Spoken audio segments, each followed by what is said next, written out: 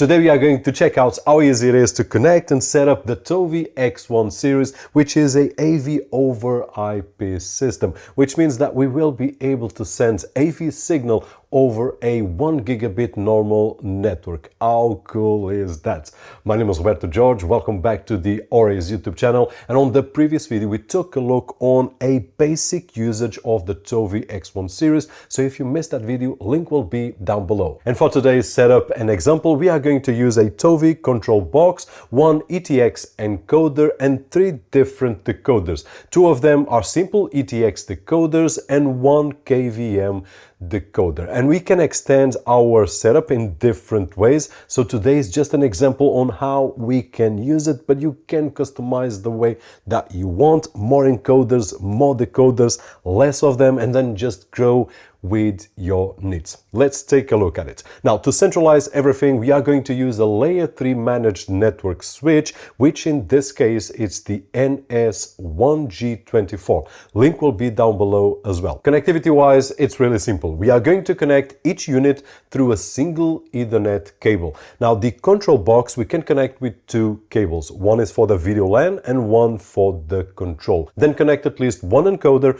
with 1 single Ethernet cable and an HDMI cable that comes from our source computer or other multimedia streaming device, and we can see that neither of these have power connected as they receive power from the PoE to simplify the setup. I also connected 3 different decoders, and these each will have a Ethernet cable plus an HDMI cable that will connect to each of the displays that we have here on this setup. And to clarify here on the video, I'm using all these decoders on the same room that I can record the video and show you how simple it is to work. But in your particular case, you can have each of these units in different rooms and different divisions of your house. Just needs to be on the same network, and obviously with different TVs. And if you have a KVM unit, you will be able to control your computer at a distance in multiple places. It's really awesome. But let's get back to the guide. Once we have all the connections made, let's connect our computer to the same network as the switch and type the default address, which is 169.254.8.10, and this will take us to the login screen. Just type in admin as a password and it will take us to the next screen where it asks to create a new password, and now we can log in with the new password that we just created.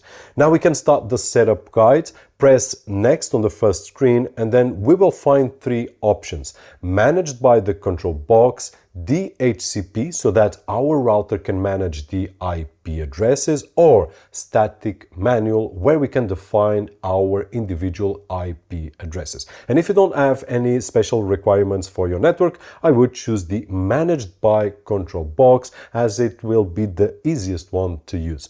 Once we select it, it will start and it will ask if we want to add encoders and decoders automatically to our system, or if we want to list them. In this example, let's list them so that we can check out how it works. So let's choose and then press next, and on the next screen the system will start looking for devices on our network. In this particular case, as we can see, it found 4, 1 encoder and 3 decoders. So let's press on stop searching and close, and now we will see on the dashboard the devices that are listed. So let's start by adding the decoder by pressing add, and that's it. We have it on the encoders list. And now let's press add on a decoder, and if we want, of course, we can change the encoder or decoder ID on the drop down list. So let's do the same for the decoder number 2 and then just add the decoder number 3. And it's easy as this. At this moment, the video source connected to the encoder